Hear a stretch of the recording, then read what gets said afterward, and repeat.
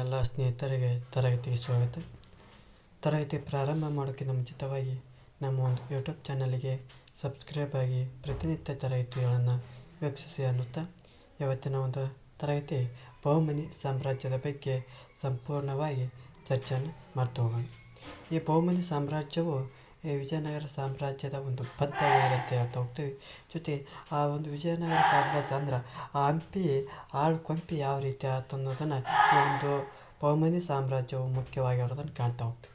ಹಾಗಾದರೆ ಈ ಒಂದು ಬಹುಮನಿ ಸಾಮ್ರಾಜ್ಯವು ಯಾವ ಒಂದು ಶತಮಾನದೊಳಗೆ ಕಂಡು ಬರ್ತಾ ಹೋಗ್ತೈತಪ್ಪ ಅಂದ್ರೆ 14ನೇ ಶತಮಾನದಲ್ಲಿ ಕಂಡು ಬರ್ತಾ ಹೋಗ್ತೈತಿ. ಜೊತೆ ಈ ಒಂದು ಬಹುಮನಿ ಸಾಮ್ರಾಜ್ಯವು 1347ರಲ್ಲಿ ಅಲ್ಲಾವುದ್ದೀನ್ ಹಸನ್ ಗಂಗು ಬಹುಮನ್ ಶಾನು ಸ್ಥಾಪನೆ ಮಾಡ್ತಾ ಹೋಗ್ತಾರೆ. ಈ ಒಂದು ಬಹುಮನಿ ಸಾಮ್ರಾಜ್ಯವನ್ನು 1347ರಲ್ಲಿ ಅಲ್ಲಾವುದ್ದೀನ್ ಹಸನ್ ಗಂಗು ಬಹುಮನ್ ಶಾ ಇದನ್ನು ಸ್ಥಾಪನೆ ಮಾಡ್ತಾ ಹೋಗ್ತಾನೆ. ಜೊತೆಗೆ 1347ರಿಂದ ಎಲ್ಲಿವರೆಗಪ್ಪ ಅಂದ್ರೆ 1686ರವರೆಗೆ ಈ ಬಹುಮನಿ ಮತ್ತು ಶಾಹಿ ಮನೆತನಗಳು ಏನು ಮಾಡ್ತಾ ಹೋಗ್ತಾವಪ್ಪ ಅಂದ್ರೆ ಆಳ್ವಿಕೆಯನ್ನು ಮಾಡ್ತಾ ಹೋಗ್ತಾವೆ. ಯಾವಪ್ಪ ಅಂದ್ರೆ ಬಹುಮನಿ ಮತ್ತು ಶಾಹಿ ಮನೆತನಗಳು 1347ರಿಂದ 1686ರವರೆಗೆ ಈ ಒಂದು ಶಾಹಿ ಮತ್ತು ಈ ಒಂದು ಬಹುಮನಿ ಸಾಮ್ರಾಜ್ಯವನ್ನು ಆಳ್ವಿಕೆಯನ್ನು ಮಾಡ್ತಾ ಹೋಗ್ತಾವೆ. ಈ ಮನೆತನಗಳಲ್ಲಿ 1ನೇ ಬಹುಮನ್ ಶಾ, 2ನೇ ಮಹಮ್ಮದ್ ಶಾ, ಫಿರೋಜ್ ಶಾ, ಯೂಸುಫ್ ಆದಿಲ್ ಖಾನ್, 1ನೇ ಇಬ್ರಾಹಿಂ ಆದಿಲ್ ಶಾ, 2ನೇ ಇಬ್ರಾಹಿಂ ಆದಿಲ್ ಶಾ ಪ್ರಮುಖವಾಗಿ ಕಾಣ್ತಾ ಹೋಗ್ತೀವಿ. ಜೊತೆಗೆ ಈ ಅಲ್ಲಾವುದ್ದೀನ್ ಹಸನ್ ಗಂಗು ಬಹುಮನ್ ಶಾನ ಪುತ್ರನಾದಂಥ ಈ ಮಹಮ್ಮದ್ ಶಾ ಆ ಕಲಬುರಗಿಯ ಒಂದು ಖ್ಯಾತ ವಿಶಾಲವಾದಂಥ ಜಾಮಿ ಮಸೀದಿಯನ್ನು ಕಟ್ತಾ ಹೋಗ್ತಾನೆ. ಅಂದ್ರೆ ಕಲಬುರಗಿಯೊಳಗೆ ವಿಶಾಲವಾದಂಥ ಜಾಮಿಯಾ ಮಸೀದಿನ ಯಾರು ಕಟ್ಟಿಸ್ತಾರಪ್ಪ ಅಂದ್ರೆ ಈ ಅಲ್ಲಾವುದ್ದೀನ್ ಹಸನ್ ಗಂಗು ಬಹುಮನ್ ಶಾನ ಪುತ್ರನಾದಂಥ ಮಹಮ್ಮದ್ ಶಾ ಅದನ್ನು 1367ರಾಗ ಕಟ್ಟಿಸ್ತಾ ಹೋಗ್ತಾನೆ. ಇವನ ನಂತರ ಆ ಫಿರೋಜ್ ಶಾನು ಫಿರೋಜಾಬಾದ್ ಎಂಬ ಹೊಸ ರಾಜಧಾನಿಯನ್ನು ಕಟ್ಟಿಸ್ತಾ ಹೋಗ್ತಾನೆ. ಜೊತೆಗೆ ನಕ್ಷತ್ರ ವೀಕ್ಷಣಾಲಯವನ್ನು ರಚನೆ ಮಾಡ್ತಾ ಹೋಗ್ತಾನೆ. ಈತ ಒಬ್ಬ ಒಳ್ಳೆಯ ಒಂದು ವಿದ್ವಾಂಸನಾಗಿರೋದನ್ನು ಕಾಣ್ತಾ ಹೋಗ್ತಾನೆ. ಯಾರಪ್ಪ ಅಂದರೆ ಆ ಫಿರೋಜ್ ಶಾನು ಫಿರೋಜಾಬಾದ್ ಎಂಬ ಹೊಸ ರಾಜಧಾನಿ ಕಟ್ತಾ ಹೋಗ್ತಾನೆ. ನಕ್ಷತ್ರ ವೀಕ್ಷಣಾಲಯವನ್ನು ರಚನೆ ಮಾಡ್ತಾ ಹೋಗ್ತಾನೆ. ಜೊತೆಗೆ ಒಳ್ಳೆಯ ಒಂದು ವಿದ್ವಾಂಸನಾಗಿರೋದನ್ನು ಕಾಣ್ತಾ ಹೋಗ್ತೀವಿ. ಬಹುಮುಖ್ಯವಾಗಿ ಈ ಇನ್ನೊಬ್ಬ ಯಾರು ಮಹಮ್ಮದ್ ಖಾನನ್ನು ನೋಡ್ತಾ ಹೋಗ್ತೀವಿ. ಇವನು ಯಾವುದೇ ರಾಜನಾಗಿರೋಂಗಿಲ್ಲ, ಕೇವಲ ಯಾರಪ್ಪ ಅಂದ್ರೆ ಪ್ರಧಾನಮಂತ್ರಿ ಆಗಿರ್ತಾನೆ. ಯಾರು ಈ ಮಹಮ್ಮದ್ ಖಾನು ಏನಾಗಿರ್ತಾನಪ್ಪ ಪ್ರಧಾನಮಂತ್ರಿಯಾಗಿ ಈ ಬಹುಮನಿ ರಾಜ್ಯದೊಳಗೆ ವಿಶೇಷವಾಗಿ ಕಾಣ್ತಾ ಹೋಗ್ತಾನೆ. ಇವನೊಂದು ಕಾಲಾವಧಿ ನೋಡಿದ್ರೆ 1411ರಿಂದ 1481ರವರೆಗೂ ಇವನ ಒಂದು ಕಾಲಾವಧಿಯನ್ನು ನೋಡ್ತಾ ಹೋಗ್ತೀವಿ.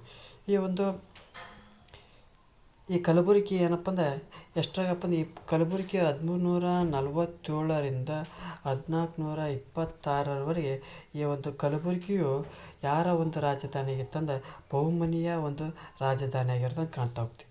ಈ ಕಾಲಘಟ್ಟದೊಳಗೆ ಆ ಮಹಮ್ಮದ್ ಖಾನು ನಿಷ್ಠೆ ನಿಸ್ವಾರ್ಥತೆಯಿಂದ ಏನು ಮಾಡ್ತಾ ಹೋಗ್ತಪ್ಪ ಅಂದ್ರೆ ಆಳ್ವಿಕೆ ನಡೆಸ್ತಾ ಹೋಗ್ತಾನೆ. ಜೊತೆಗೆ ಪ್ರಧಾನಮಂತ್ರಿಯಾಗಿ ಈ ಬಹುಮನಿ ಸಾಮ್ರಾಜ್ಯವನ್ನು ಉನ್ನತ ಮಟ್ಟಕ್ಕೆ ಕೊಂಡೊಯ್ತಾ ಹೋಗ್ತಾನೆ. ಜೊತೆಗೆ ಈತ ಕೈರೋದಲ್ಲಿ ಏನು ಮಾಡ್ತಾ ಹೋಗ್ತಾನಪ್ಪ ಅಂದ್ರೆ ಇಸ್ಲಾಂದ ಒಂದು ಮತಶಾಸ್ತ್ರ ಮತ್ತು ಕಾನೂನನ್ನು ಅಭ್ಯಸಿಸಿ ಅರಬ್ಬಿ ಮತ್ತು ಪಾರ್ಸಿ ಭಾಷೆಗಳಲ್ಲಿ ಪಾಂಡಿತ್ಯವನ್ನು ಪಡಿತಾ ಹೋಗ್ತಾನೆ. ಆ ಬಹುಮನಿ ಸುಲ್ತಾನರಾದಂಥ ಹುಮಾಯೂನ್, ನಿಜಾಮ್ ಶಾ ಮತ್ತು 3ನೇ ಮಹಮ್ಮದ್ ಶಾನ ಆಳ್ವಿಕೆಯ ಕಾಲದಲ್ಲಿ ಪ್ರಧಾನಮಂತ್ರಿಯಾಗಿ ಸೇವೆ ಸಲ್ಲಿಸ್ತಾ ಹೋಗ್ತಾನೆ. ಅಂದ್ರೆ ಈ ಕೈರೋದೊಳಗೆ ಏನು ಮಾಡ್ತಾ ಹೋಗ್ತಾನಪ್ಪ ಅಂದ್ರೆ ಇಸ್ಲಾಂ ಧರ್ಮದ ಒಂದು ಮತಶಾಸ್ತ್ರದ ಬಗ್ಗೆ ಅಧ್ಯಯನ ಮಾಡ್ತಾ ಹೋಗ್ತಾನೆ.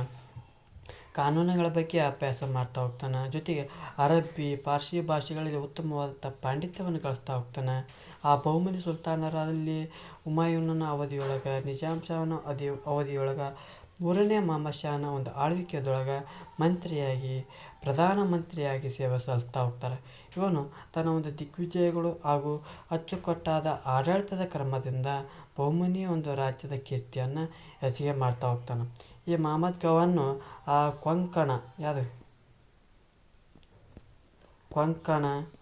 ಗೋವಾ ಬೆಳಗಾವಿಯನ್ನು ವಶಪಡಿಸ್ಕೊಳ್ತಾ ಹೋಗ್ತಾನೆ. ಯಾರು? ಈ ಮಹಮ್ಮದ್ ಗೌನ್ ಕೊಂಕಣ, ಗೋವಾ, ಬೆಳಗಾವಿಯನ್ನು ವಶಪಡಿಸಿಕೊಂಡು ನಂತರ ಎಲ್ಲಿ ಹೋಗ್ತಾನಪ್ಪ ಅಂದ್ರೆ ಒರಿಸ್ಸಾದ ಮೇಲೆ ದಾಳಿ ಮಾಡ್ತಾ ಹೋಗ್ತಾನೆ. ಎಲ್ಲಿ? ಒರಿಸ್ಸಾದ ದಾಳಿ ಮಾಡಿ ಅಲ್ಲಿ ಯಾರು ನೋಡ್ತಾ ಹೋಗ್ತಪ್ಪ ಅಂದ್ರೆ ಕೊಂಡವೀಡು ಪ್ರದೇಶವನ್ನು ವಶಪಡಿಸ್ಕೊಳ್ತಾ ಹೋಗ್ತಾನೆ. 1481 ಕಂಚಿಯ ಮೇಲೆ ದಾಳಿ ಮಾಡ್ತಾನೆ. ಎಲ್ಲಿ? 1481 ಆ ಕಂಚಿಯ ಮೇಲೆ ದಾಳಿ ಮಾಡಿ ಅಪಾರವಾದಂಥ ಆ ಸಂಪತ್ತನ್ನು ಏನು ಮಾಡ್ತಾ ಹೋಗ್ತಾನಪ್ಪ ಅಂದ್ರೆ ಲೂಟಿಯನ್ನು ಪಡ್ತಾ ಹೋಗ್ತಾನೆ. ಈ ರೀತಿಯಾಗಿ ಏನು ಮಾಡ್ತಾ ಹೋಗ್ತಾನಪ್ಪ ಅಂದ್ರೆ ಈ ಬಹಮನಿ ಸಾಮ್ರಾಜ್ಯದ ಸರ್ವತೋಮುಖ ಅಭಿವೃದ್ಧಿಗೆ ಈ ಮಹಮ್ಮದನ ಕಾರಣ ಆಗ್ತಾನೆ.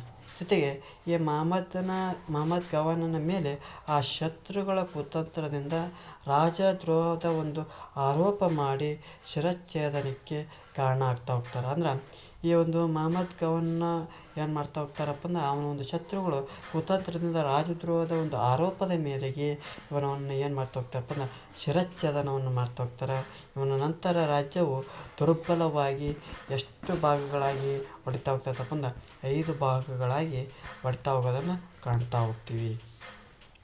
ಹಾಗಾದರೆ ಈ 5 ಭಾಗಗಳು ಯಾವಪ್ಪ ಅಂತ ನೋಡೋದಾದ್ರೆ ಅನ್ಯದು ಅಹಮದ್ನಗರದ ನಿಜಾಮ್ ಶಾ, ವಿಜಯಪುರದ ಆದಿಲ್ ಶಾ, ಬಿಹಾರ್ನ ಇಮಾದ್ ಶಾ, ಬೀದರ್ನ ಬರೀದ್ ಶಾ, ಗೋಲ್ಕೊಂಡದ ಯಾರು?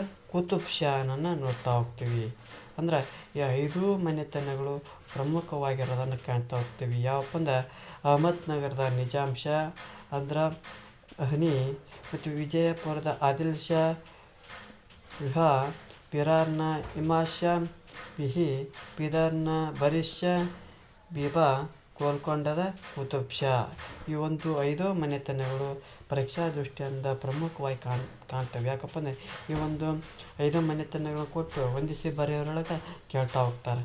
ಹಾಗಾಗಿ ಈ ಒಂದು 5 ಮನೆತನಗಳು ಭಾಳ ಮುಖ್ಯವಾಗಿರೋದನ್ನು ಕಾಣ್ತಾ ಹೋಗ್ತೀವಿ. ಅದರಲ್ಲಿ ಎರಡನೇ ಇಬ್ರಾಹಿಂ ಆದಿಲ್ ಶಾನನ್ನು ನೋಡ್ತಾ ಹೋಗ್ತೀವಿ. ಈ ಎರಡನೇ ಇಬ್ರಾಹಿಂ ಆದಿಲ್ ಶಾನು 1580ರಿಂದ 1627 ಒಂದು ಕಾಲಾವಧಿಯೊಳಗೆ ನೋಡ್ತಾ ಹೋಗ್ತೀವಿ. ಈ ಆದಿಲ್ ಶಾಹಿಗಳಲ್ಲಿ ಶ್ರೇಷ್ಠ ದೊರೆ ಯಾರಪ್ಪ ಅಂದ್ರೆ ಯಾರು? ಎರಡನೇ ಇಬ್ರಾಹಿಂ ದೊರೆ. ಯಾರಿಂದ? ಆದಿಲ್ ಶಾ. ಏನು?